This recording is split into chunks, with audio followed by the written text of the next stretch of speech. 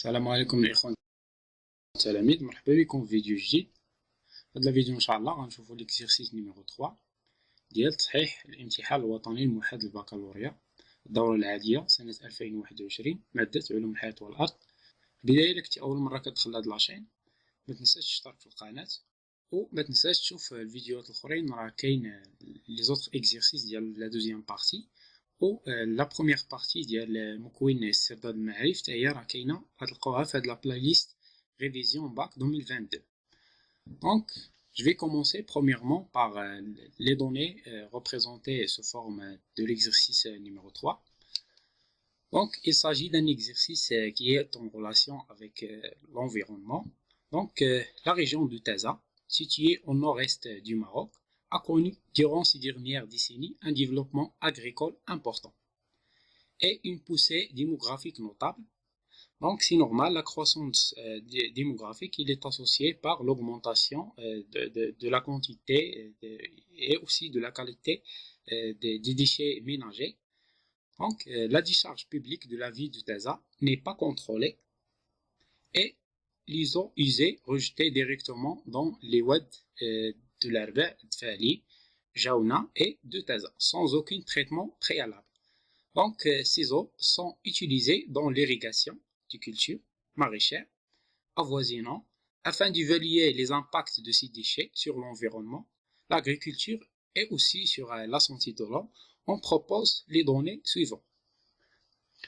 Pour le document numéro 1, il présente une carte simplifiée montrant l'emplacement de la décharge publique, des rejets, des eaux usées et des zones irriguées par ces eaux dans la région de Taza, ainsi que la localisation du site de prélèvement au niveau de différentes oueds sur cette région.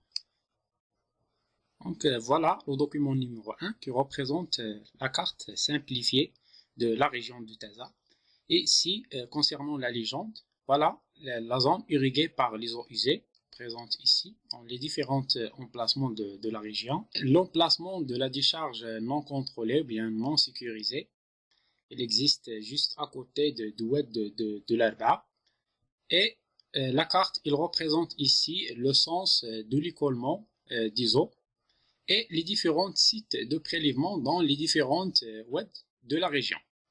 Donc, des analyses physico-chimiques et microbiologiques des eaux d'irrigation provenant du oued collecteur des eaux usées de la ville de Taza, document numéro 1, ont été réalisées en 2012 et le tableau de document numéro 2 résume les résultats obtenus. Donc, concernant cette étude, nous avons évalué, bien déterminé les valeurs de certains paramètres. Premièrement, c'est la conductivité électrique en microsiemens par centimètre. Et voilà les valeurs obtenues dans les différents sites de prélèvement et la valeur selon les normes marocaines. La même chose ici, c'est la DBO5 en milligrammes d'oxygène par litre de l'échantillon de l'eau et la concentration en fer dans les différentes stations à l'exception de oued de Tfali et les germes des coliformes fécaux dans chaque échantillon de 100 ml dans les différentes stations des oued dans la région de Taza. Donc, on a une remarque ici, c'est que toutes les valeurs obtenues dans les différentes stations de prélèvement, elles sont supérieures aux normes marocaines, à l'exception de la concentration du fer en milligrammes par litre dans oued de Jaouna, qui est inférieure aux normes marocaines, qui est d'environ 5 mg par litre. On a la conductivité qui permet d'apprécier la quantité des sels dissous dans l'eau. Et les valeurs qui sont représentées ici, ce sont les valeurs limitées des eaux destinées à l'irrigation en surface selon les normes marocaines. Et on va voir une simple définition de DBO5. Donc, ou bien la demande biochimique en oxygène pendant 5 jours. Ou DBO5, c'est l'un des paramètres pour évaluer la qualité d'un eau. Donc, cette DBO5 mesure la quantité de matière organique biodégradable contenue dans un échantillon de l'eau. Donc, cette matière organique biodégradable est évaluée par l'intermédiaire de l'oxygène consommé par les micro-organismes résiduels qui ont impliqué dans le mécanisme de l'épuration naturelle de ces eaux. Donc, ce paramètre est exprimé en milligrammes d'oxygène nécessaire pendant 5 jours pour dégrader la matière organique contenue dans 1 litre d'échantillon de l'eau. Donc, voilà le document numéro 3. C'est le diagramme de Wilcox qui classe les eaux d'irrigation à partir de leur pouvoir alcanisant, c'est-à-dire le taux de sodium ou bien SAR, en fonction de leur conductivité électrique. Donc, ce document-là, il donne le diagramme de Wilcox des différents sites de prélèvement des affluents qui reçoivent les eaux usées de la ville de Taza. Donc voilà, dans l'axe 10X, Wilcox il a représenté dans l'axe 10X les classes de la conductivité électrique en microsiemens par centimètre, et en axe 10Y, il a représenté le taux ou bien les classes des taux d'absorption de sodium, bien SAR. Et voilà les différents échantillons qui ont été évalués selon ce diagramme-là, et les caractéristiques en ce qui concerne la conductivité et le taux d'absorption de sodium. Donc, بالنسبة la question numéro 1, en exploitant les documents 1 et 2, comparez les paramètres des eaux du collecteur des eaux usées de la ville de Taza par rapport aux normes. Donc, la question, il en était sur 1,5 points. En ce qui concerne la correction officielle de la première partie de question numéro 1, donc la valeur moyenne de la conductivité des eaux des différentes oueds étudiées dépasse la norme des eaux d'irrigation. Il variait entre un minimum de 1200 microsiemens par centime pour les eaux d'oued de Taza et un maximum de 5873 microsiemens dans les oueds de l'Arba'a à côté de la décharge publique. Les valeurs de DBO5 en sont largement les normes marocaines. Et concernant les eaux des oueds de l'Arba'a et Taza, contient un taux élevé en fer, une valeur de 70 et 22 mg par litre respectivement, qui dépasse les normes, alors que le taux de fer dans les eaux d'oued de Jaouna est inférieur à la norme marocaine. Et concernant les coliformes fécaux, donc la charge bactérienne en coliforme dans les eaux des différentes oueds étudiées est très élevée par rapport aux normes. Donc voilà, c'est les 4 éléments essentiels de le représenter concernant la partie numéro 1, ou bien A de la question numéro 1.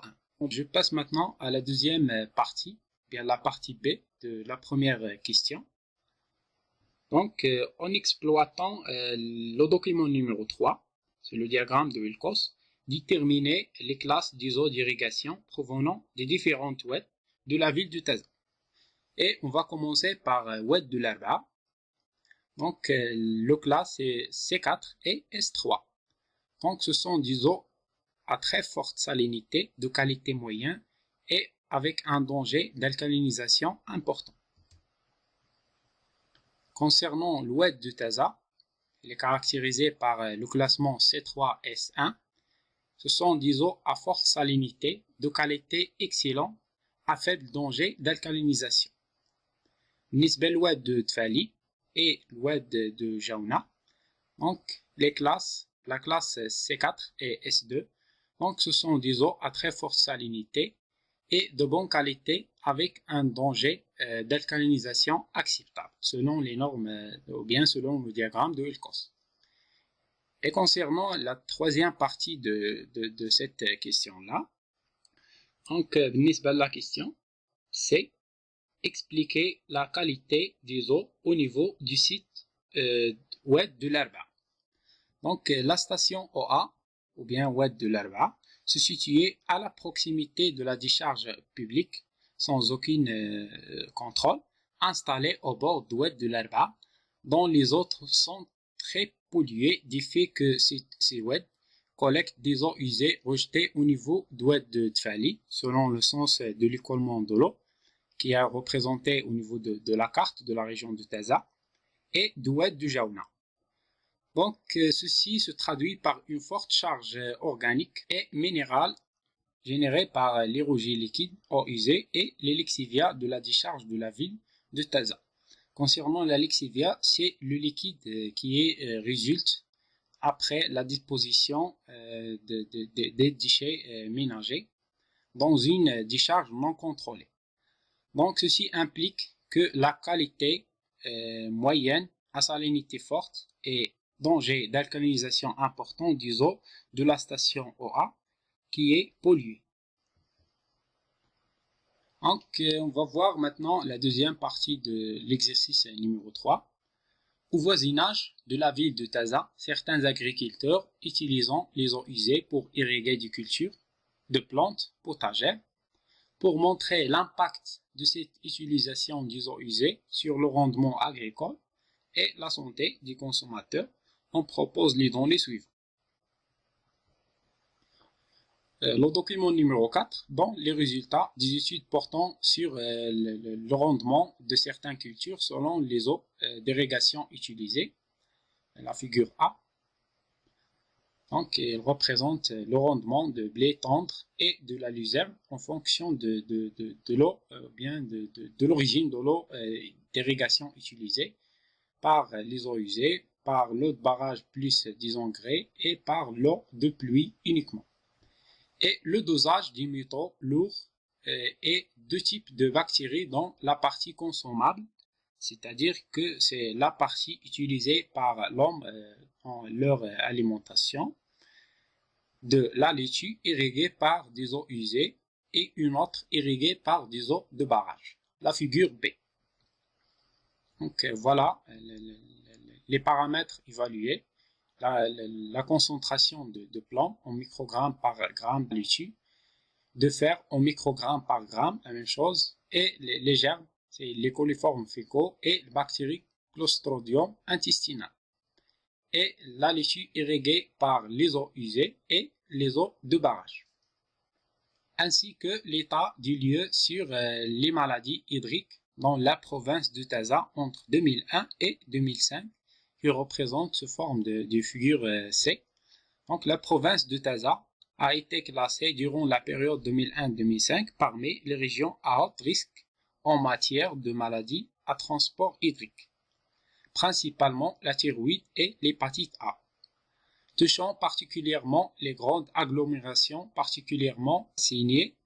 En plus, l'irrigation des cultures maraîchères par les eaux usées en alentour de la ville de Taza constitue une grande menace de dissémination de ces maladies.